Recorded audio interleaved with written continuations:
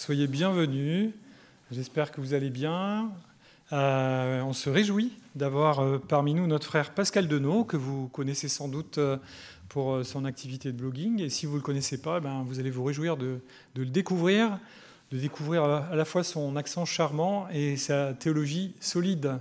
Et on est vraiment honoré qu'il soit présent avec nous ce soir. On va prendre le temps de prier pour remettre ces instants entre les mains de notre Dieu. Et puis ensuite, sans trop tarder, je lui laisserai la parole. Si vous avez lu le mail que j'ai envoyé, qu'on vous a fait suivre ou que vous avez reçu directement, je ne sais pas. On pense procéder de la manière suivante. On va laisser Pascal nous lire son texte et nous expliquer ce qu'il a prévu de nous dire. Sa conférence, elle a pour base le livre qu'il a publié récemment sur la vie de disciples. Et puis, il y aura un temps de pause, de rafraîchissement. Et ensuite, pour ceux qui le souhaitent, si vous avez besoin de partir, sentez-vous libre de partir n'importe quand. Mais pour ceux qui le souhaitent, on vous invite à rester pour la troisième étape, qui sera un temps de questions-réponses. Donc, notez bien pendant l'exposé de Pascal, ou si vous avez lu son livre et que vous avez des questions à lui poser sur ce sujet-là en particulier, ou sur ce qu'il va nous présenter, il sera heureux de pouvoir vous répondre et de vous éclairer sur les questions que vous pourriez vous poser. Voilà, je vous propose de nous incliner ensemble dans la prière, et puis on va remettre ces instants entre les mains de notre Dieu. Notre Dieu, notre Père, merci pour tout ce que tu fais pour nous, parce que tu te fais connaître à nous, à travers ton Fils Jésus-Christ, dans ta parole. Et merci parce que tu donnes aussi des ministères différents dans l'Église, des dons différents. Et merci pour les dons que tu as donnés à Pascal, qui a une sagesse, une intelligence affûtée pour comprendre ta parole et pour la partager avec simplicité. Je prie que tu sois avec lui ce soir, que tu le bénisses, que tu le renouvelles, que tu sois avec sa bouche, son cœur. Bénis aussi son épouse, qui n'est pas avec nous ce soir, mais qui s'est jointe à nous et puis qui sera là toute la semaine prochaine. Donne-leur beaucoup de joie pendant leur séjour en France, en Europe. Et ce soir en particulier, je te prie que tu sois présent au milieu de nous comme tu l'as promis, et que tu sois aussi au travail dans nos cœurs pour nous aider à saisir les merveilles de ta parole. Et voilà, on est à une époque où être disciple de Jésus-Christ nous semble parfois difficile, presque impossible. On a besoin de ton secours, on a besoin de ton aide, et on a besoin de nous replonger dans les vérités de ta parole pour voir ce que tu attends de nous et épuiser les ressources que tu as prévues pour nous conduire sur ce chemin à la suite de Jésus-Christ, ton Fils bien-aimé. Bénis cette soirée, qu'elle soit à ta gloire. Au nom de Jésus. Amen. Mon cher frère Pascal, le pupitre est à toi.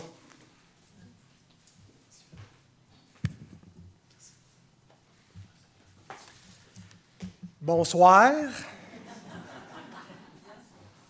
C'est parce qu'il a dit que j'avais un beau accent québécois. Je vais essayer de l'amplifier pour que le monde du Sud il trouve que ça a de l'allure. Comment est-ce qu'on parle au Québec?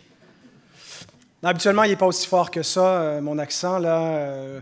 Puis d'ailleurs, quand je me trouve devant des Français ou que je parle au téléphone avec mes amis français, ma femme me regarde comme ça, elle dit « Pourquoi tu parles avec un accent? » Je dis « Sinon, ils ne comprennent pas. »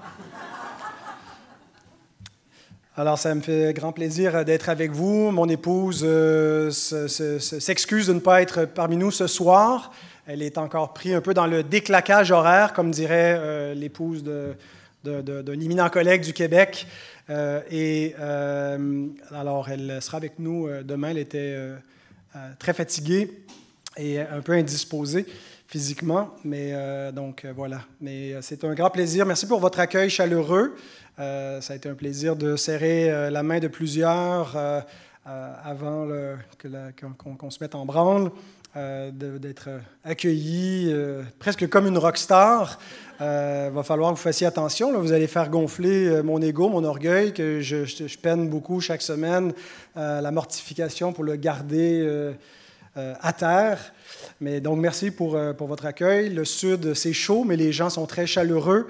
Et on goûte aussi une grande chaleur chez les Bicans, avec Fred et Régine qui prennent bien soin de nous, qui sont aux petits oignons. Et d'ailleurs, la cuisine de Régine, c'est succulent. Tous ceux qui sont passés à cette table-là, on goûte, ça met en honneur la France. Alors, comme Fred le disait, la conférence de ce soir et le message prévu pour demain, pour le jour dominical, sont basés sur des chapitres du livre que je viens de publier récemment, qui s'intitule « Disciples aujourd'hui ». C'était une série de prédications, 10 messages que j'ai prêchés à notre église à Saint-Jérôme, au Québec. Et puis, je m'étais imaginé, avant de commencer cette série, je terminais l'exposition de l'Évangile de Matthieu. Je ne fais pas souvent des messages thématiques là, ou des séries thématiques. J'essaie plutôt de prendre des livres de la Bible et de les exposer chapitre par chapitre. Et puis là, je terminais l'Évangile de Matthieu. Je ne savais pas trop quoi faire pour suivre. Mais l'Évangile termine en disant « Allez, faites de toutes les nations des disciples ». Et ça m'a inspiré donc cette thématique de dire les disciples au 21e siècle, qu'est-ce qu'il y a de différent, qu'est-ce qu'il y a de particulier, pas tant dans le faisage de disciples, si vous me passez l'expression, mais dans le fait d'être un disciple au 21e siècle. Et en réalité, quand je réfléchissais à cette question, bien, je me disais, il ne devrait pas y avoir trop de différence entre être un disciple au 1er siècle et au 21e siècle, puisqu'on a le même mode d'emploi, on suit la parole de Dieu, on suit le même Seigneur, mais il y a des époques et des contextes qui sont différents les uns des autres, et puis notre époque a ses défis particuliers. Alors mon but n'était pas simplement de faire une critique des temps actuels ou de juste présenter l'abécédaire de la vie de disciple, mais d'essayer de regarder un peu la société actuelle et en particulier la société occidentale, les idéologies qui sont enseignées dans les milieux académiques, mais pas juste dans les milieux académiques supérieurs, depuis l'école primaire. Est-ce que vous dites l'école primaire ici? Et au secondaire, mais je pense que vous ne dites pas le secondaire par contre. Oui, aussi, bon, on est correct. Donc, qu'est-ce qui est enseigné dans les milieux scolaires? Qu'est-ce qui est véhiculé dans la pensée en général, dans le monde? Alors, j'ai identifié des thématiques, mais aussi de les aborder dans une perspective chrétienne. Alors, je me suis limité à 10 sujets.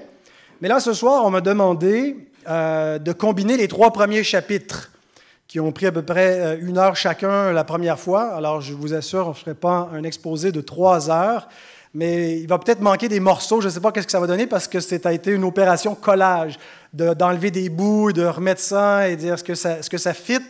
Ça, c'est québécois, ça, vous ne dites pas ça, est-ce que ça fit? Hein? Est-ce que ça tient ensemble? Est-ce que ça colle?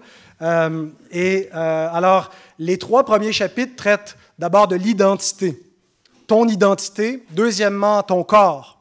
Et troisièmement, ta moralité.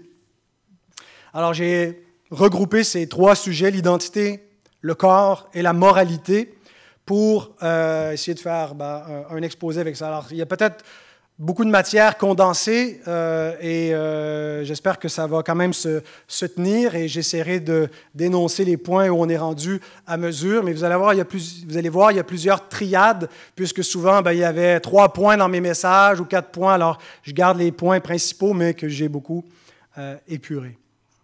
Alors, commençons avec l'identité.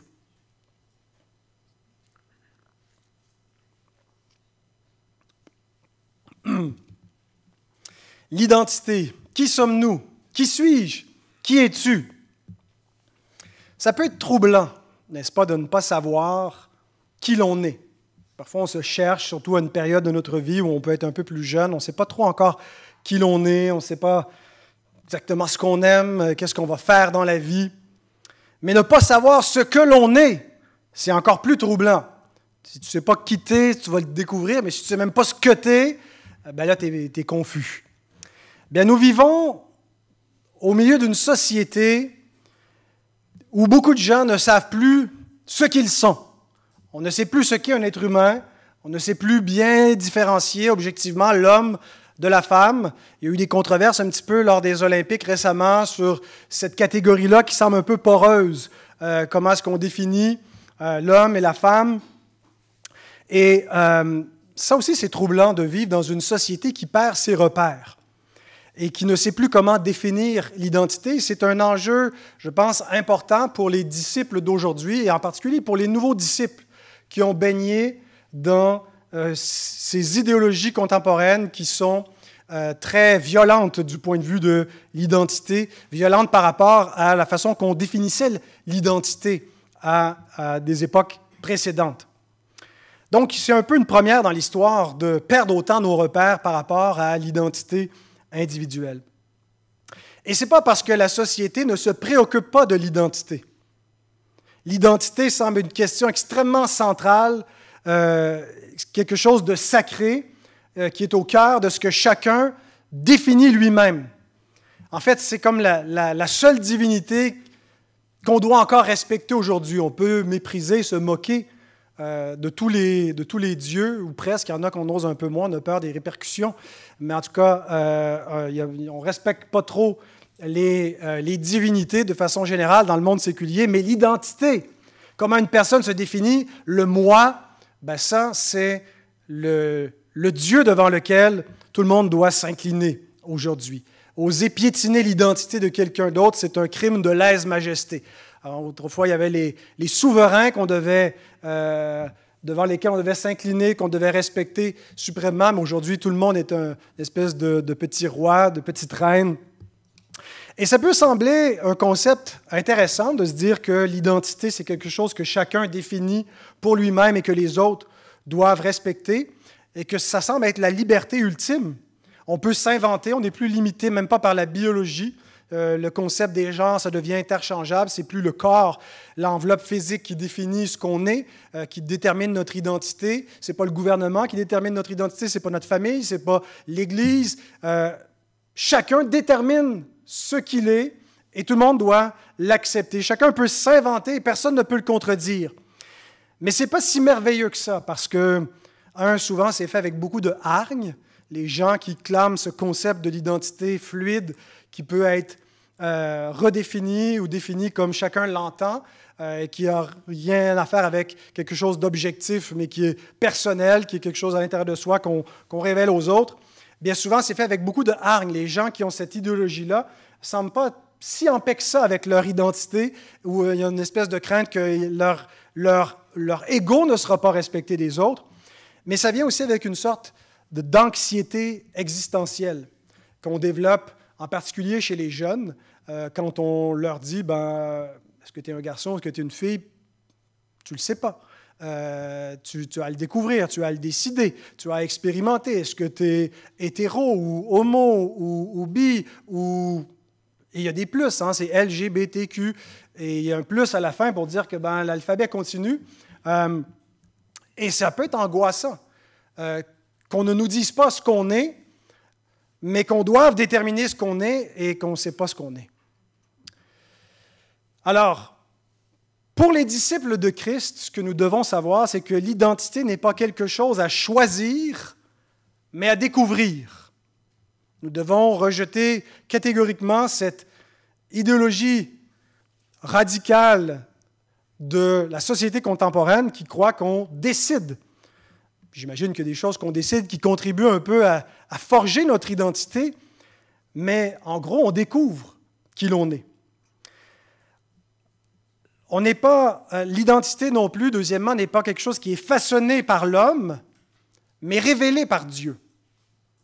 Et troisièmement, il ne faut pas regarder à l'intérieur de soi, premièrement, pour savoir qui l'on est, mais à l'extérieur. On doit regarder vers celui dont on porte l'image. Parce qu'on ne peut pas se connaître sans connaître le Créateur, celui à l'image duquel nous sommes faits. Et il y a trois choses que je veux dire par rapport à l'identité. Premièrement, tu as été créé à l'image de Dieu. Et c'est une caractéristique fondamentale pour comprendre l'identité. Et pour asseoir cette doctrine, Genèse 1,27 nous dit « Dieu créa l'homme à son image, il le créa à l'image de Dieu, il créa l'homme et la femme. » Alors, on pourrait dire beaucoup de choses et se concentrer sur une conférence entière sur ce qu'est l'image de Dieu, l'imago Dei en latin, un concept qui est à la fois philosophique, théologique, biblique, l'image de Dieu. Mais je vais me limiter à quelques affirmations. D'abord, être à l'image de Dieu implique qu'on est une créature. Tu es une créature, donc tu as été créé. Tu n'es pas le produit d'une simple sélection naturelle qui s'est autodéterminé et qui n'a pas été interprété.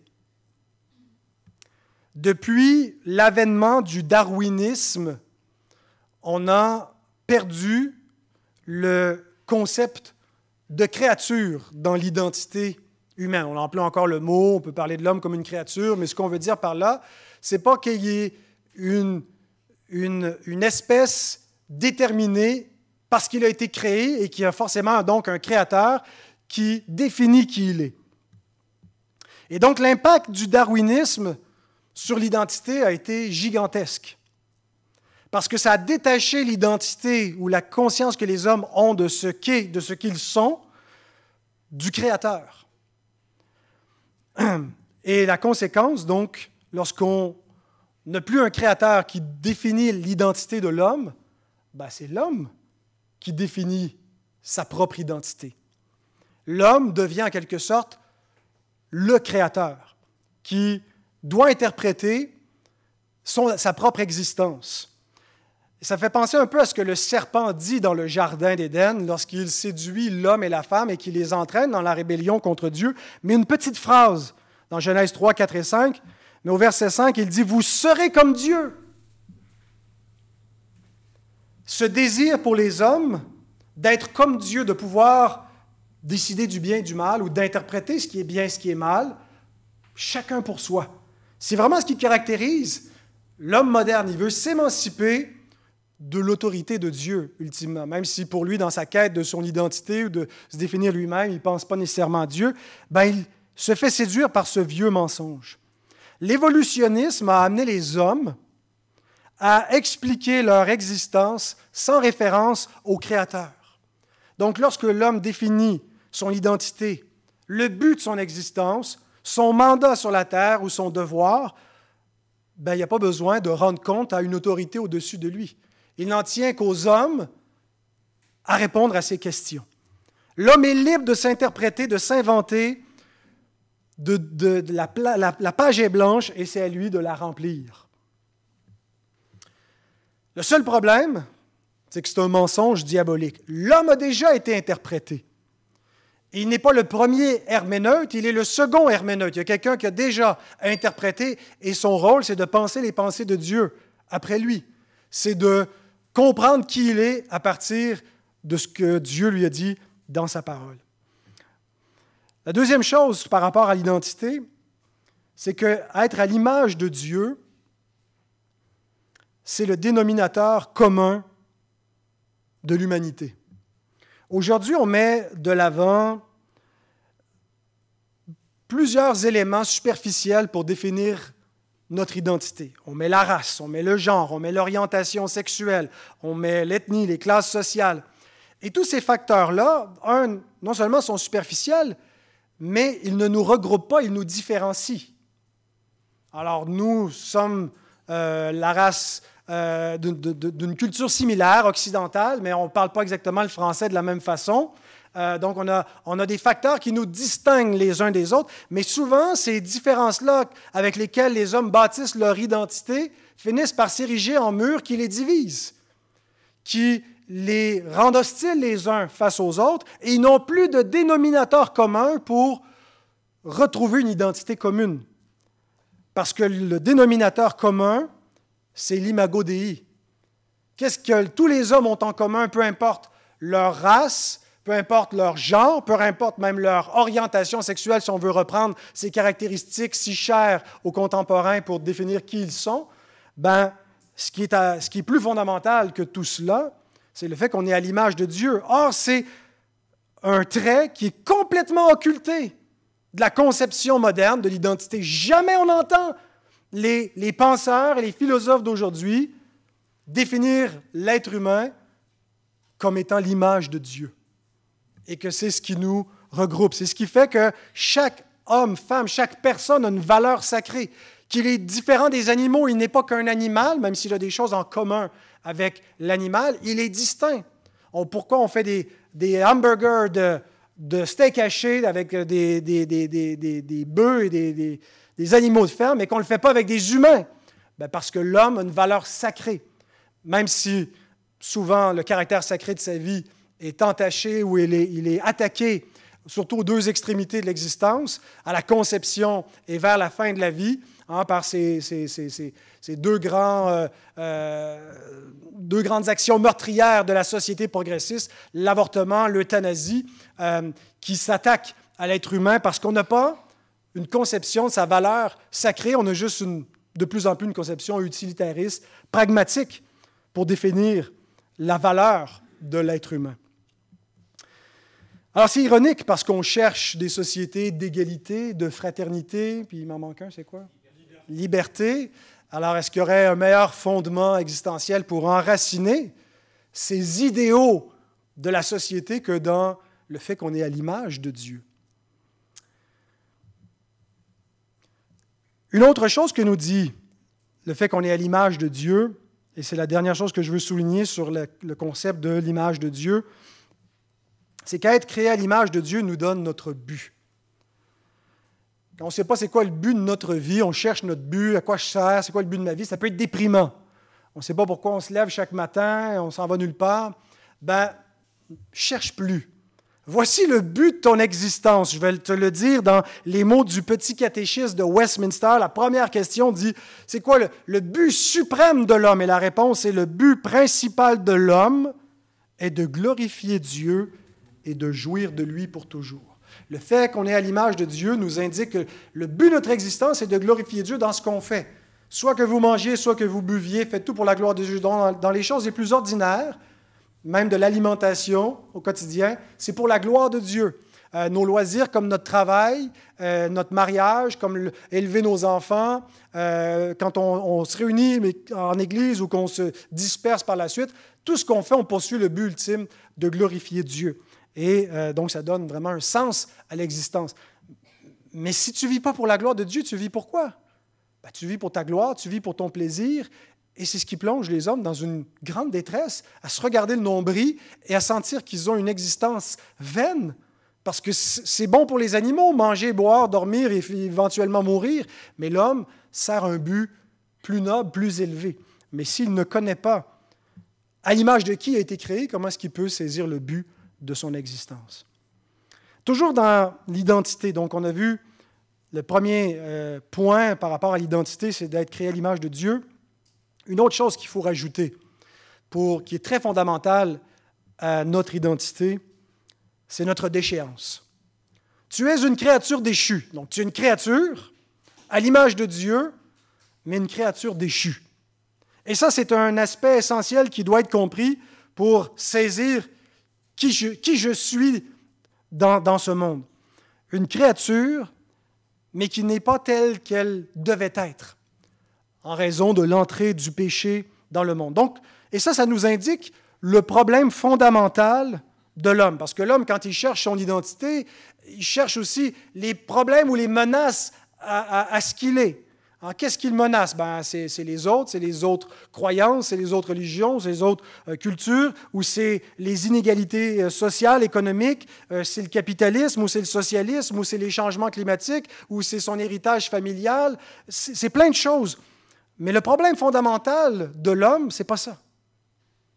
Le problème fondamental de l'homme, c'est le péché. Et tous les autres éléments qui ne tournent pas rond dans le monde, et sont là, on peut les nommer, ce sont de vrais problèmes, parfois, qui sont identifiés comme ce que j'ai énuméré, que ce soit le capitalisme sauvage, ou parfois le socialisme intransigeant, que ce soit les changements climatiques et tout ça. Ce sont des problèmes. Il ne faut pas confondre les symptômes avec la cause. Il y a une cause plus fondamentale. Et ce que les hommes font lorsqu'ils constatent les problèmes dans la société, les problèmes dans leur vie, ils s'attaquent aux fruits plutôt que de s'attaquer aux racines, plutôt que d'essayer de régler le problème fondamental. Et donc, dans ton identité, tu dois comprendre que tu es une créature déchue. Tu as hérité d'une condition qu'on appelle le péché. L'Écriture dit dans Romains 5, verset 12, que par un seul homme, le péché est entré dans le monde et par le péché, la mort.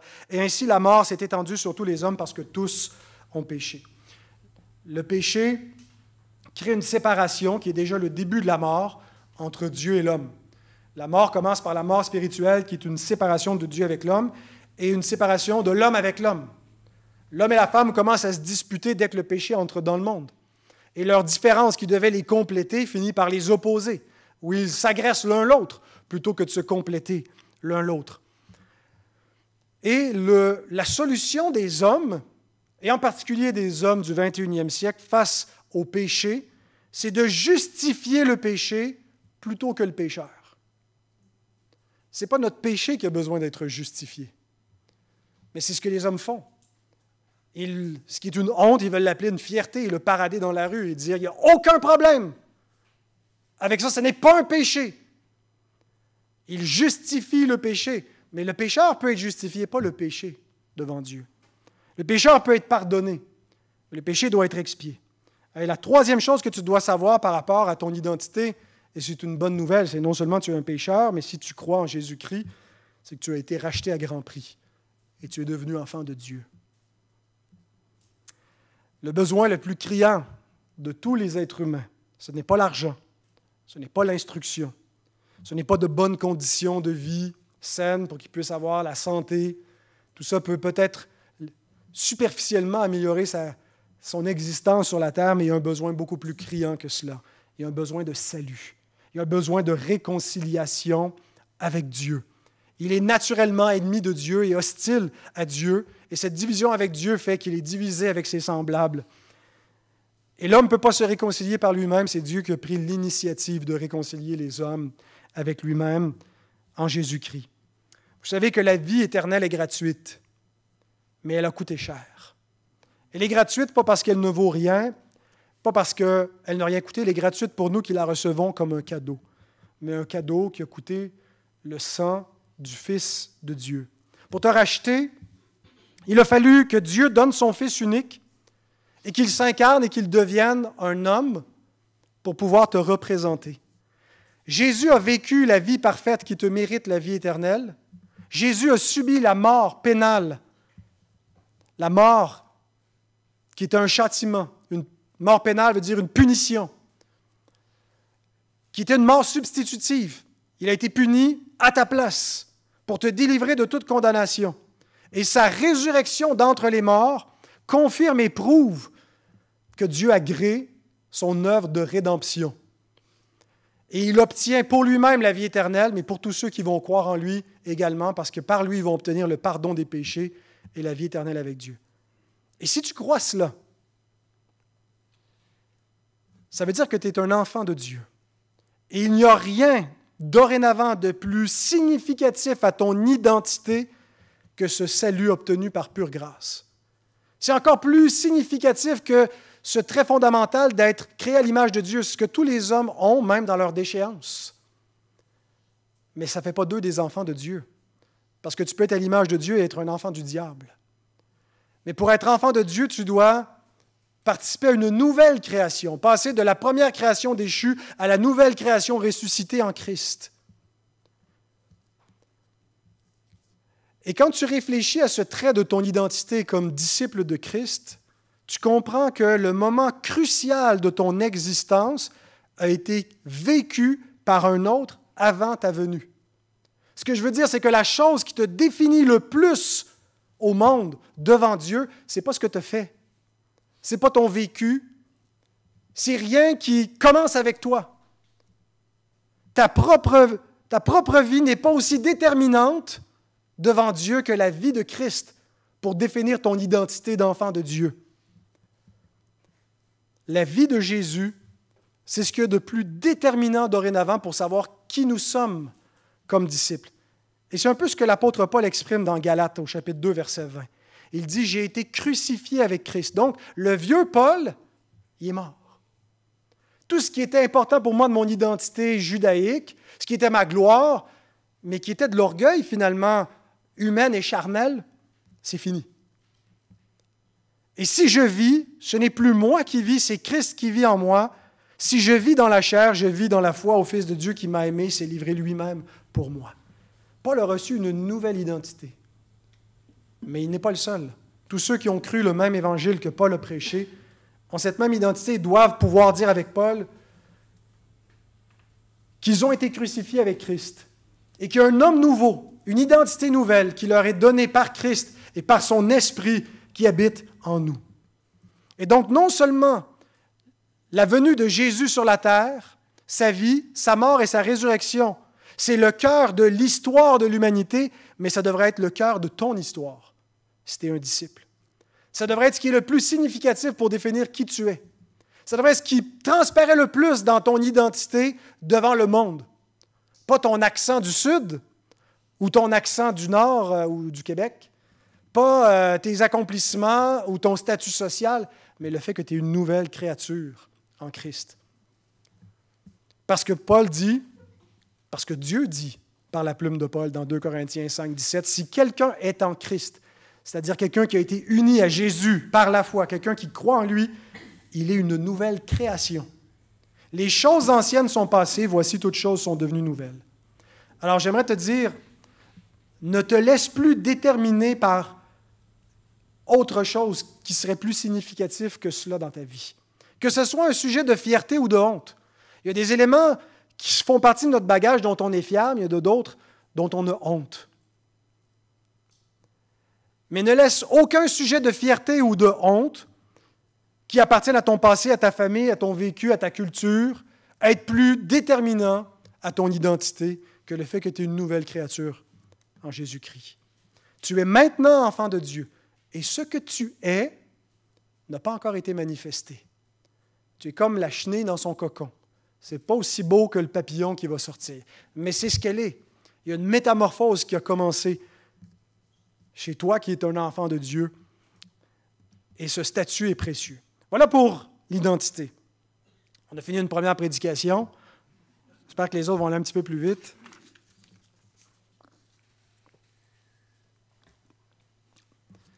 Mais on ne change pas vraiment de registre, parce qu'une chose qui est vraiment fondamentale à l'identité aussi, c'est le corps. Et je veux te parler de la théologie du corps. C'est essentiel d'avoir une théologie du corps, et c'est parfois un peu déficient dans les milieux évangéliques. On parle beaucoup d'une théologie de l'âme, de la spiritualité, et peut-être pas autant du corps. Je vais simplement citer une plus longue portion d'Écriture dans 1 Corinthiens 6. Elle va être affichée devant, mais si vous voulez tourner aussi pour suivre le texte que je vais exposer rapidement. 1 Corinthiens 6, 9 à 20, on peut dire que dans ce texte, l'apôtre Paul nous présente une théologie chrétienne du corps, par opposition aux théologies gnostiques du corps, aux théologies païennes du corps. Et il y a des théologies qui sont néo-païennes du corps dans le monde dans lequel on vit. Ne savez-vous pas que les injustes n'hériteront point le royaume de Dieu? Ne vous y trompez pas. Ni les débauchés, ni les idolâtres, ni les adultères, ni les efféminés, ni les homosexuels, ni les voleurs, ni les cupides, ni les ivrognes, ni les outrageux, ni les ravisseurs n'hériteront le royaume de Dieu. Et c'est là ce que vous étiez, quelques-uns d'entre vous. Mais vous avez été lavés, mais vous avez été sanctifiés, mais vous avez été justifiés au nom du Seigneur Jésus-Christ et par l'Esprit de notre Dieu. Tout m'est permis, mais tout ne m'est pas utile. Tout m'est permis, mais je ne me laisserai pas asservir par quoi que ce soit. Les aliments sont pour le ventre et le ventre pour les aliments, et Dieu détruira l'un comme l'autre. Mais le corps n'est pas pour la débauche, il est pour le Seigneur, et le Seigneur pour le corps. Et Dieu qui a ressuscité le Seigneur nous ressuscitera aussi par sa puissance. Ne savez-vous pas que vos corps sont des membres de Christ? Prendrais-je donc les membres de Christ pour en faire les membres d'une prostituée? Loin de là! Ne savez-vous pas que celui qui s'attache à la prostituée est un seul corps avec elle? Car il est dit, les deux deviendront une seule chair. Mais celui qui s'attache au Seigneur est avec lui un seul esprit. Fuyez la débauche. Quelque autre péché qu'un homme commette, ce péché est hors du corps. Mais celui qui se livre à la débauche pêche contre son propre corps. Ne savez-vous pas que votre corps est le temple du Saint-Esprit qui est en vous, que vous avez reçu de Dieu et que vous ne vous appartenez point à vous-même, car vous avez été rachetés à un grand prix. Glorifiez donc Dieu dans votre corps et dans votre esprit qui appartiennent à Dieu. Alors, il y aurait beaucoup de choses à dire, bien sûr, sur ce texte, et je n'ai pas le temps non plus de présenter le contexte de débauche qui sévissait en bordure de l'Église de Corinthe, mais il y avait quelques Corinthiens de l'Église de Corinthe qui étaient entraînés dans cette débauche, qui allaient dans ces temples où il y avait de la prostitution sacrée, et donc chez les païens. Mais 3 remarques brèves concernant le corps. Premièrement, tu es ton corps. Tu n'as pas simplement un corps, tu es ton corps. Ça fait partie de ton identité. Ce n'est pas juste quelque chose que tu as, c'est quelque chose que tu es. Deuxièmement, ton corps n'est plus à toi. Tu es ton corps, mais tu ne t'appartiens plus. Et ton corps a été racheté. Et troisièmement, ce texte t'amène à reconsidérer l'usage de ton corps afin de glorifier Dieu avec ton corps. Donc, je vais repasser rapidement sur ces 3 points. Tu es ton corps. Tu n'es pas juste une âme emprisonnée dans un corps, ou cette idée gnostique ou moderne sur le genre ou sur le corps, que le corps est juste une enveloppe externe plastique, mais qui ne définit rien de mon identité. Et donc, je peux être une âme emprisonnée dans un corps de femme ou une femme emprisonnée dans un corps d'homme. Chez les gnostiques, il y avait des idées assez similaires, pas nécessairement avec le transgenrisme tel qu'on le voit aujourd'hui, mais que le corps est rien. Ce qui est important, c'est l'âme et c'est cette étincelle de vérité au-dedans de nous qui nous dit qui nous sommes et à laquelle on accède par la gnose, par la connaissance. En fait, c'est faux. L'Écriture a une autre théologie du corps et tu es ton âme, mais tu es aussi ton corps. Nous sommes des créatures qui sont en 2 parties, corps et âme, jointes ensemble pour le meilleur et pour le pire jusqu'à ce que la mort les sépare, mais qui vont se retrouver pour l'éternité à la résurrection. Donc, tu es ce qu'on appelle une unité psychosomatique. Psycho, psyché, âme, et soma, corps, donc corps et âme, liés ensemble. Alors, notre identité, ce que nous sommes, est autant définie par cette partie invisible qu'on appelle l'âme, l'esprit qui compose notre personnalité, notre volonté, qui peut-être, on ne perçoit pas aussi de façon évidente qu'on perçoit les personnes physiques, mais tu es aussi ton corps et ton identité est définie dans ton corps, entre autres, l'identité homme-femme. Ce n'est pas en regardant à l'intérieur de toi, dans ta disposition, dans ton esprit, que tu sais que si tu es un homme ou une femme. L'Écriture dit que Dieu a imprimé l'image de notre identité, de son image sur notre corps, et en 2 catégories, mâle-femelle. Genèse 1,27, je lis dans la version Darby parce qu'elle rend plus clairement le texte original en hébreu. Dieu créa l'homme à son image. Ici, le mot « homme », c'est dans un sens générique, c'est l'humanité. Mais ensuite, il est décliné en 2 catégories. Il le créa à l'image de Dieu, et il les créa mâle, femelle. Un des effets, lorsqu'on a une doctrine qui nie le lien entre la corporalité et l'identité, ça fait qu'on banalise les actions du corps. On le voit clairement aujourd'hui avec la théorie du genre et le transgenrisme. Le corps ne définit pas mon identité. Ce n'est pas comme ça que je le définis. Et donc, ce que je fais avec mon corps, ou ce que je fais dans ma moralité, ou les actions de mon corps sont indépendantes de mon identité. Bien, on le voit clairement aussi chez les Corinthiens. Cette doctrine des gnostiques qui définissait donc l'homme à partir de cette étincelle divine qu'on disait être en lui, qui est l'âme, et le corps n'est rien. On nie le lien entre la corporalité et l'identité, bien on banalise les actions du corps. Les doctrines ont toujours des effets. Ça peut nous paraître juste des théories intéressantes, mais ce qu'on met dans la tête des personnes et d'une génération entière va avoir son effet, va porter son fruit. C'est pour ça que les progressistes sont si désireux de mettre la main sur la jeune génération. Le plus rapidement, où on peut mettre des idées dans leur esprit, elles vont faire leur chemin. C'est comme les graines qu'on met en terre, elles poussent, elles portent du fruit. Un des effets chez les Corinthiens de nier le lien entre l'identité et la corporalité, c'était de dire que puisque le corps n'est rien, puisque le corps est sans importance, tout m'est permis. Manger, boire, jusqu'à me rendre malade, peu importe l'activité sexuelle que je fais avec mon corps, c'est séparé de mon âme. Ça ne m'empêche pas d'être saint aux yeux de Dieu. Donc, il est important, comme Paul le rappelle ici, de comprendre que notre corps non seulement appartient à notre identité, je suis mon corps, mais que les actions que je fais dans mon corps, c'est une affirmation de qui je suis, de mon identité. Être enfant de Dieu, puisqu'on a dit que c'est ce que tu es, c'est ce que nous sommes, doit se manifester corporellement. Alors, l'apôtre Paul énumère une catégorie qu'on peut appeler des péchés, mais d'identité, qui sont contraires à être enfants de Dieu. De gens que Paul dit n'hériteront pas le royaume des cieux.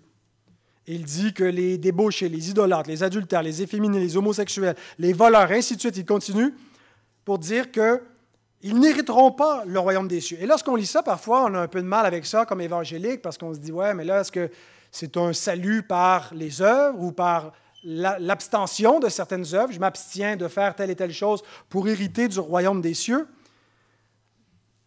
On n'est pas sauvé, bien sûr, en faisant ou en s'abstenant de faire quoi que ce soit. Cependant, notre conduite révèle qui nous sommes. Notre conduite ne peut pas être détachée de notre identité. Par notre conduite, nous déclarons, nous affirmons qui nous sommes. Et Paul ne dit pas « et c'est là ce que vous faisiez ». C'est bien sûr ce qu'il faisait. Mais il dit « c'est là ce que vous étiez ». Et ceux qui ont fait du grec, vous vérifierez, c'est bel et bien le verbe « être » que Paul emploie. C'est là ce que vous étiez. L'homme, donc, est défini par ce qu'il fait. Ce n'est pas tant ce qu'il fait qui le rend ce qu'il est.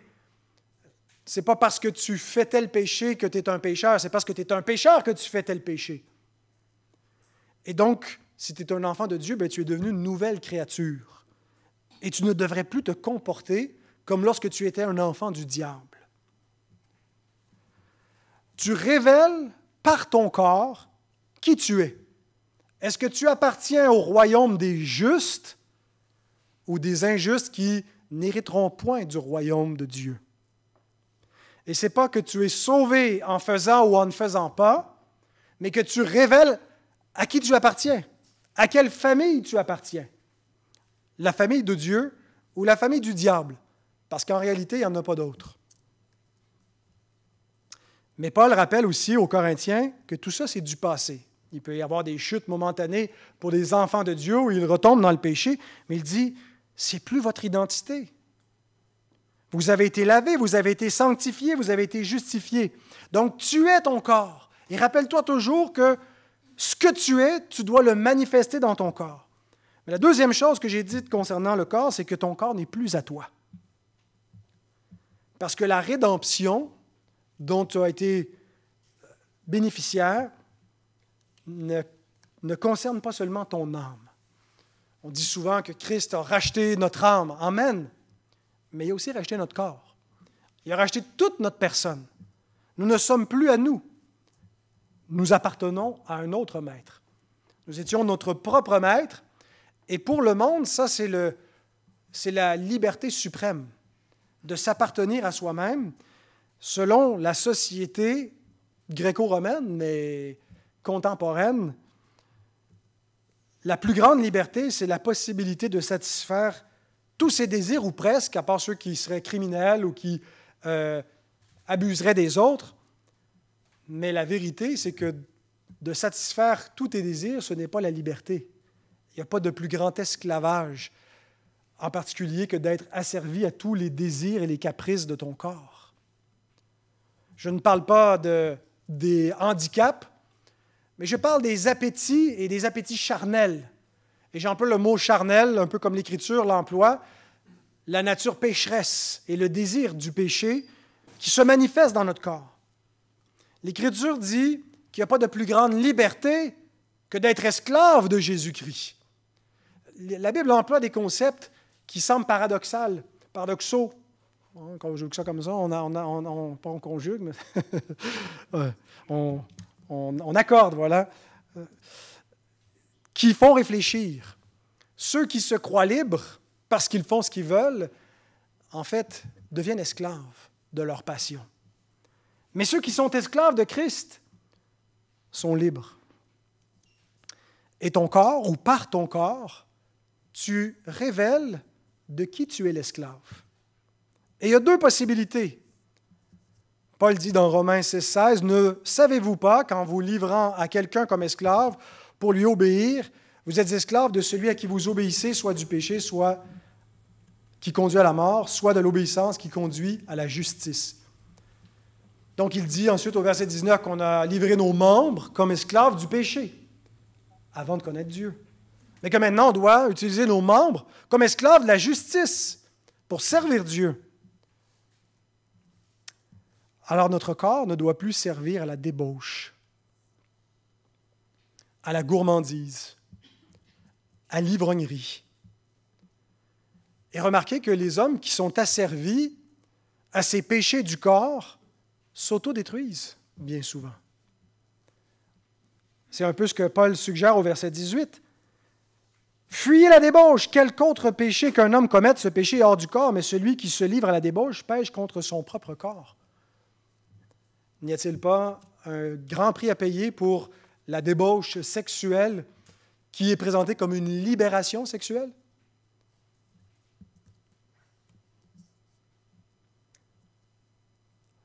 Donc, la rédemption que notre Dieu a opérée pour nous ne concerne pas juste notre âme, mais aussi notre corps. Verset 13, Paul dit, « Le corps n'est pas pour la débauche, il est pour le Seigneur, et le Seigneur pour le corps. » Et il utilise trois arguments dans la péricope que je vous nomme simplement sans les développer pour prouver que notre rédemption, contrairement à ce que la théologie gnostique qui influençait les chrétiens disait, à savoir que le corps ne faisait pas partie de la rédemption. Le corps est mauvais, c'est un déchet, on ne sera pas incarné pour toujours, qui finalement niait aussi la réalité de l'incarnation. Hein. C'était le début aussi du docétisme. Dieu ne s'est pas vraiment incarné, il n'est pas vraiment venu en chair, il n'a pas vraiment souffert, il n'est pas vraiment mort. Ce n'est pas possible que l'esprit pur prenne une forme charnelle. La matière est mauvaise, il faut s'en libérer, donc on n'a pas besoin de s'en occuper. Il y avait des tendances aussi qui étaient plutôt contraires, là, piétistes, et voire qui visaient à mortifier le corps pour atteindre la gnose, mais Paul avait ici affaire surtout à ceux qui ne parlaient pas de privation du corps, mais de satisfaction. Mais il leur rétorque que la rédemption comprend le corps, parce que, Jésus est ressuscité corporellement, et nous ressusciterons corporellement. Donc, il fait valoir dans cette péricope la résurrection corporelle. Deuxièmement, l'union mystique avec Christ. Nous sommes unis à Jésus-Christ de sorte que les actions de notre corps sont associées à Jésus-Christ. Est-ce que je prends les membres de Christ pour les unir à une prostituée ou à quelques actes d'impureté? Donc l'union mystique et la présence du Saint-Esprit dans notre corps, où nous sommes appelés un temple de Dieu, parce que Dieu est présent dans notre corps. Alors, tu es ton corps n'est plus à toi, il a été racheté, mais troisièmement, et là, c'est l'impératif, glorifie Dieu avec ton corps. Et je veux tout de suite te rassurer, tu n'as pas besoin de faire des vœux de pauvreté, d'abstinence et je ne sais quel autre vœu pour pouvoir être consacré de corps et d'esprit à Dieu. On peut glorifier Dieu sans renoncer au plaisir du corps. J'espère qu'à la bonne table chez les Bicans, depuis 3 jours, on glorifie Dieu par ce que nous mangeons et ce que nous buvons. Parce que Dieu nous donne tout avec abondance afin que nous en jouissions. Et il peut y avoir une fausse compréhension de la sainteté qui amène les hommes à exiger plus que ce que Dieu exige, à des privations qui ne glorifient pas Dieu puis qui finalement finissent simplement par nourrir un autre aspect de la chair en nous par une sorte d'orgueil spirituel où on serait tellement mortifié et délivré de nos désirs. Ce que Dieu veut, ce n'est pas de nous priver de tous les plaisirs qui sont avec nos sens, de tous les plaisirs du corps. C'est ce que le diable veut nous faire croire. Il veut nous faire croire que suivre Dieu, c'est ennuyant, ça ne procure pas de plaisir. Que c'est une vie plate. Dites-vous ça, plate?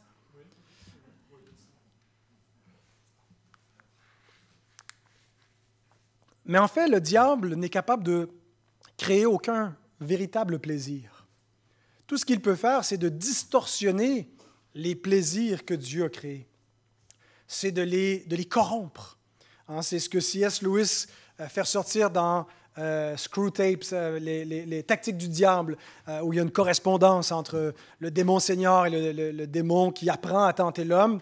Et puis le démon Seigneur fait cet aveu en disant « On n'a pas été capable de créer des plaisirs depuis des siècles et des millénaires qu'on essaie. La seule chose qu'on peut faire, c'est d'inciter les hommes à utiliser les plaisirs créés par Dieu d'une manière, à un moment ou dans un degré interdit par Dieu.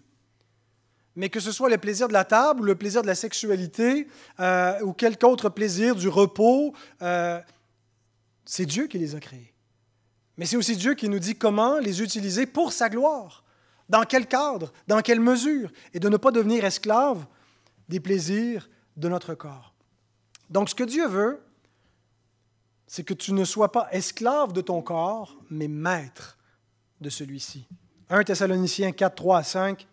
Ce que Dieu veut, c'est votre sanctification, c'est que vous vous absteniez de la débauche, c'est que chacun de vous sache posséder son corps dans la sainteté et l'honnêteté, sans vous livrer à une convoitise passionnée comme font les païens qui ne connaissent pas Dieu. Pourquoi est-ce qu'ils se vont dans une convoitise passionnée? Parce qu'ils ne connaissent pas autre chose.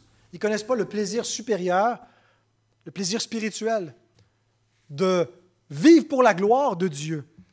Alors, ils finissent toujours dans des excès, dans de la débauche, et quand ils essaient de reprendre un peu le contrôle, ils tombent dans l'autre excès où la santé et le bien-être deviennent l'idole pour laquelle ils vivent, et d'une vie bien rangée ou productive, ça devient leur Dieu, mais ça devient une autre idolâtrie parce qu'ils ne savent pas vivre pour la gloire de Dieu.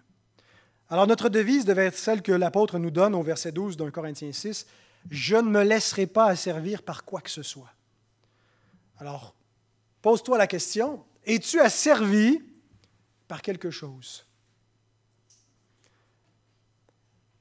Est-ce qu'il y a un plaisir qui a pris des proportions où ça devient abusif et ça devient de la débauche, ça devient un péché, ça devient quelque chose auquel tu es esclave, plutôt que quelque chose que tu maîtrises dans ta vie?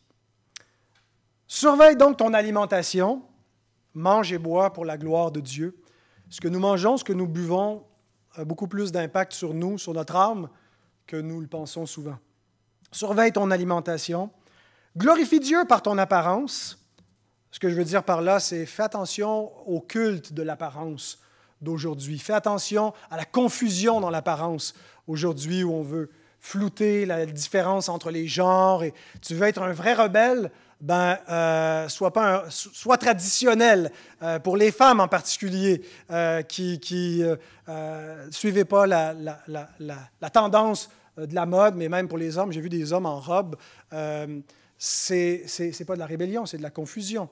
Mais donc, si nous voulons être à contre-courant, on n'a qu'à suivre le Seigneur dans ce domaine-là. Et maîtrise tes désirs sexuels. Ne crois pas le mensonge freudien que c'est un besoin et que tes désirs sexuels définissent forcément ton identité, ce que tu es. C'est quelque chose qui peut être complètement maîtrisé comme d'autres appétits et qu'il y a des choses que quand on désire, je ne sais pas, quand on est enfant et qu'on pense qu'on va aimer toute notre vie, qu'on ne peut pas se passer, comme les friandises, par exemple. Mais c'est sûr que si tu joues avec le feu dans le domaine de la sexualité, tu ne sauras pas comment tu vas arriver à reprendre le contrôle, mais abstiens-toi de toute forme de débauche. Résiste au diable, il va fuir loin de toi. Et la façon d'être délivré des tentations au niveau de la sexualité, ce n'est pas de les assouvir, mais d'y résister. Et ces tentations s'atténuent et on devient libre, non pas donc en se soumettant à nos pulsions, parce qu'il y a quelque chose de déchu dans notre nature qui se manifeste à ce niveau-là, qui se manifeste dans nos appétits de façon générale. Alors, soyons maîtres de cela, de ce que nous regardons, de ce que nous regardons mentalement, de ce que nous concevons. Alors, voilà pour le corps. Laissez-moi terminer avec la moralité bien qu'on y a déjà touché par ces éléments-là. Mais j'aime beaucoup ce proverbe, Proverbe 16, verset 2, qui dit « Toutes les voies de l'homme sont pures à ses yeux, mais celui qui pèse les esprits, c'est l'Éternel. » Ça représente beaucoup le relativisme moderne où il n'y a plus vraiment de repère objectif. Ah, ça c'est ta vérité, moi j'ai ma vérité. Ça c'est ta moralité, moi j'ai ma moralité. Et chacun donc trace la ligne de la moralité de façon à ne pas être dans le côté de l'immoralité. Toutes les voies de l'homme sont pures à ses yeux. Mais la bonne nouvelle, c'est que Dieu ne nous a pas laissé à notre seule perspective subjective comme boussole morale. Dieu nous a donné une norme morale qui est sa loi, qui est parfaite et qui est indépassable. Romains 13, versets 8 à 14, mais je lirai pas plus loin que le verset 10, dit « Ne devez rien à personne si ce n'est de vous aimer les uns les autres, car celui qui aime les autres a accompli la loi. En effet, les commandements, tu ne commettras point d'adultère, tu ne tueras point, tu ne déroberas point, tu ne convoiteras point, et ceux qu'il peut encore y avoir se résument dans cette parole, tu aimeras ton prochain comme toi-même. L'amour ne fait point de mal au prochain, l'amour est donc l'accomplissement de la loi. » Ça paraît si banal, l'amour ne fait pas de mal au prochain, c'est l'accomplissement de la loi, donc tu as juste à ne pas faire de mal à ton prochain, puis tu vas accomplir la loi. Mais il faut encore définir qu'est-ce que ça veut dire ne pas faire de mal à son prochain. Parce qu'il y a beaucoup de gens qui, par compassion, tuent leur prochain. Ils ont fait du mal à leur prochain, mais ils pensent qu'ils ont fait le bien. Ou de toutes sortes d'autres façons. Parce que aimer, selon une norme morale qui est bonne, selon le monde et selon Dieu, ne veut pas dire la même chose. On peut dire que l'amour, c'est de ne pas faire le mal à son prochain, c'est ainsi qu'on accomplit la loi, et le monde va dire Amen. Mais si on veut définir comment on va faire ça concrètement, là, on n'aura plus la même norme. Alors, selon le monde, aimer et aimer selon le bien consiste surtout à ne pas juger ni questionner les choix ou la conduite, les priorités, la vie des autres. Ça, c'est la vertu par excellence. Et ceux qui sont vraiment vertueux, non seulement ils ne jugent pas, ils ne méprisent pas, ils ne condamnent pas personne, mais ils approuvent et ils célèbrent ce que les autres veulent, en autant qu'on ne parle pas de choses criminelles. Et je pense qu'il y a une place pour les préférences personnelles, pour des choix neutres qui n'impliquent pas une moralité. Il fut un temps où peut-être que les chrétiens régentaient beaucoup trop d'éléments, les moindres détails dans la tenue vestimentaire, dans l'apparence physique, dans la façon de vivre, d'élever les enfants. Il y a quelque chose de bien jusqu'à un certain point qui a un petit peu plus de liberté pour des éléments qui sont neutres, qui relèvent de choix, de préférences personnelles, mais il n'y a pas une place pour les préférences personnelles dans le domaine de la moralité. Ésaïe nous dit « Malheur à ceux qui appellent le mal bien et le bien mal, qui changent les ténèbres en lumière et la lumière en ténèbres, qui changent l'amertume en douceur et la douceur en amertume. » Dans la conception d'Ésaïe et dans toute la conception biblique, c'est que le bien et le mal ont déjà été définis. Et ce n'est pas premièrement la culture des hommes ou leurs préférences qui va donner la norme.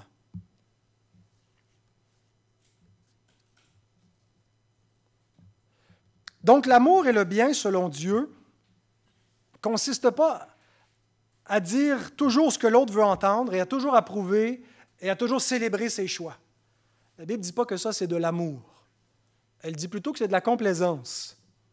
C'est de la lâcheté. Ça ne veut pas dire qu'il faut toujours contredire non plus les autres. Comme je l'ai dit, il y a des choses où on respecte le choix des autres, mais dans certains domaines, sans rejeter les personnes, on doit condamner leur opinion. Par amour. Et aimer, selon Dieu et selon la norme du bien, ne peut qu'être compatible qu'avec la vérité. On ne doit pas aimer juste en apparence ou avec la langue, mais en action et en vérité. Mais il y a des gens qui aiment le mensonge et qui veulent qu'on leur mente, qui ne veulent pas de la vérité, qui ne veulent pas qu'on leur dise que ce qu'ils font est mal, ou ce qu'ils croient est mal, ou ce qu'ils pratiquent est mauvais. Ils ne veulent pas se faire contredire, ils ne veulent pas se faire juger, parce que ça, c'est méchant, ça, c'est mauvais, ça, c'est haineux, c'est le contraire de l'amour. Mais ne croyez pas cette fausse conception de l'amour. Pour aimer selon la vérité, il nous faut une norme. Ce n'est pas nous qui définissons cette norme et ce n'est pas notre société qui définit cette norme.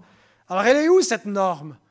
C'est la loi morale de Dieu qui nous est dit être, dans le psaume 19, verset 8, parfaite. La loi de l'Éternel est parfaite, complète. Elle restaure l'âme. Elle restaure le nefesh. En hébreu, je viens de prêcher récemment sur ce texte-là. Je pense qu'on retrouve un peu l'idée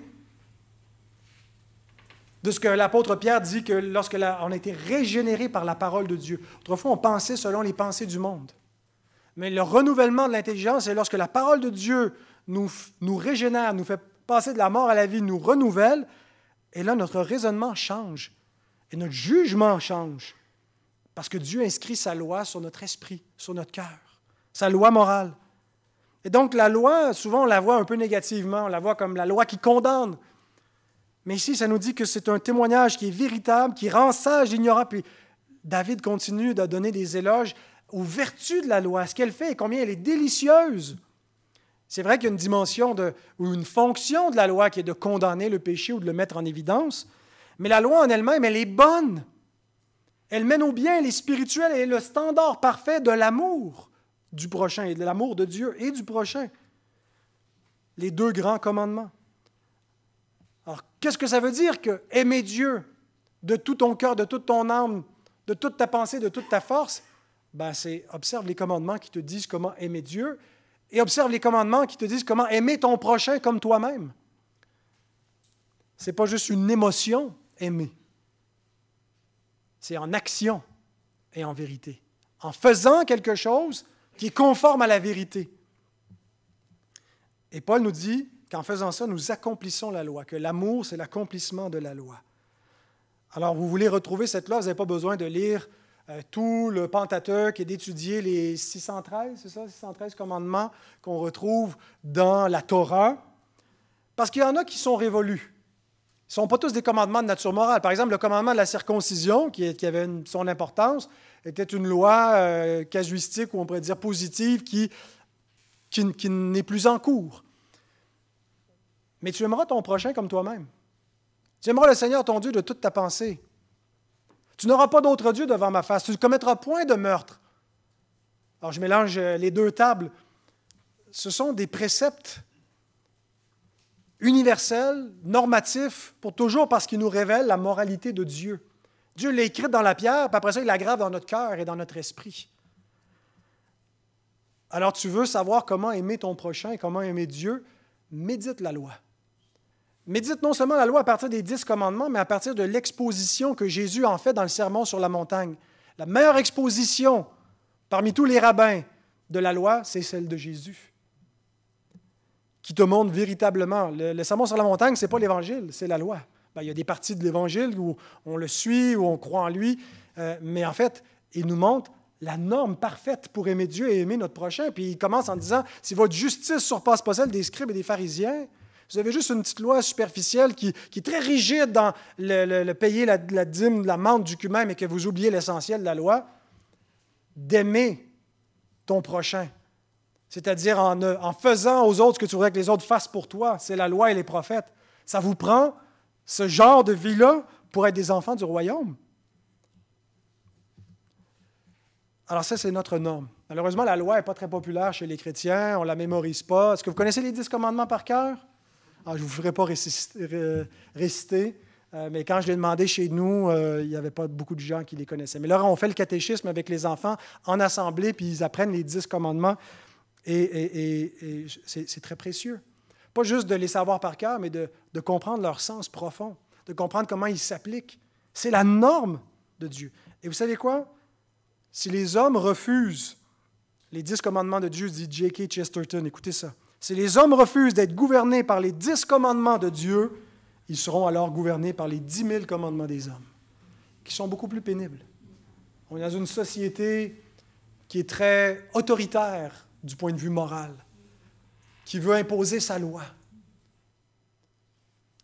Mais nous ne voulons aucune autre loi que la loi de notre Dieu. C'est notre compas moral, c'est notre boussole, c'est notre norme à nous. Et cette loi n'est pas pénible pour les enfants de Dieu. C'est ce que l'apôtre Jean dit, 1 Jean 5, 3, 4. L'amour de Dieu consiste à quoi? À garder ses commandements. Et ces commandements ne sont pas pénibles.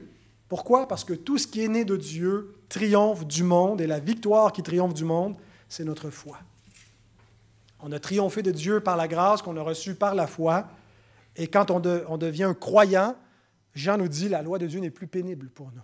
Parce que nos cœurs ont été circoncis, ils aiment la loi de Dieu, ils veulent la garder. Bien sûr, on ne le fait pas parfaitement, nous péchons encore, mais il y a cette aspiration qui consiste non pas à justifier notre péché, mais à confesser notre péché pour marcher comme des enfants de Dieu. Mais la seule façon, bien-aimés, que nous pouvons pratiquer la loi, c'est en revêtant celui qui est venu l'accomplir. Et dans le même passage que j'ai cité de Romains 13, 8 à 14, il y a une partie centrale qui a été le texte qui a converti saint Augustin lorsqu'il a entendu ces paroles. Marchons honnêtement comme en plein jour, loin des orgies et de l'ivrognerie. Ça, c'était son ancienne vie, Augustin. Il vivait dans la débauche, dans les plaisirs, de la luxure et de la débauche, des querelles et des jalousies. Mais revêtez-vous du Seigneur Jésus-Christ et n'ayez pas soin de la chair pour en satisfaire les convoitises. Donc, on ne cherche pas à observer la loi pour être sauvé. Mais parce qu'on a revêtu Christ et qu'on a une nature nouvelle, on marche dans ses traces.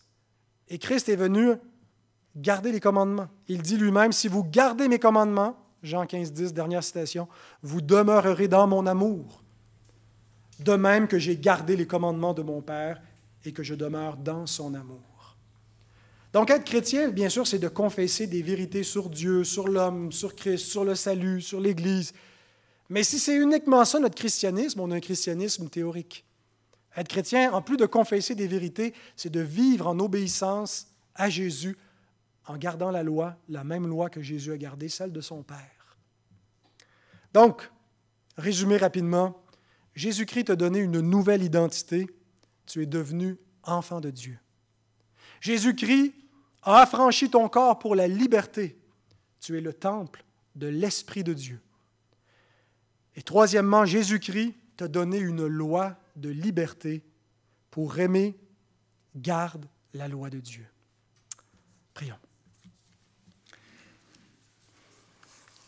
Seigneur, nous voulons te remercier parce que nous avons ta parole et que nous ne sommes pas laissés à la simple lumière des hommes, des philosophes ou de nos propres réflexions pour essayer de comprendre qui nous sommes ou ce que nous sommes, pour comprendre la signification de notre existence ou son but, pour comprendre les désirs de notre corps et savoir en faire un bon usage, pour savoir quelle est la bonne et juste norme morale pour aimer son prochain et t'aimer toi par-dessus tout. Merci pour la richesse de ta parole, Seigneur, qui nous permet d'y voir clair dans ce monde confus. Mais Seigneur, on veut aussi que tu nous aides, nous aussi, à faire des disciples, à être fermes sur ces éléments-là, Seigneur, à cette heure où le monde a besoin, plus que jamais, que l'Église soit cette lumière du monde, soit ce sel de la terre. Donne-nous le courage qu'il nous faut, donne-nous l'amour qu'il nous faut pour notre prochain, Seigneur, pour aimer selon la vérité. Donne-nous de t'aimer, Seigneur, de tout notre cœur lorsqu'on considère qui nous sommes, non seulement par création, mais par rédemption, enfants de Dieu. Et les privilèges inouïs qui s'attachent à ce statut, parce que le meilleur, Seigneur, n'est pas venu, il est encore à venir pour nous. Et Seigneur, on veut s'en réjouir. Merci pour toutes ces choses, pour toutes ces grâces, Seigneur, que nous te devons éternellement par Jésus-Christ. C'est en son nom, Seigneur, qu'on t'exprime notre reconnaissance et ses requêtes pour que tu nous aides à être cohérents non seulement dans notre discours, mais dans notre manière de vivre sur tous ces aspects. Amen.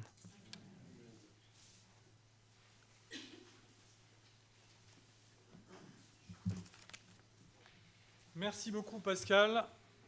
Voilà, je vous propose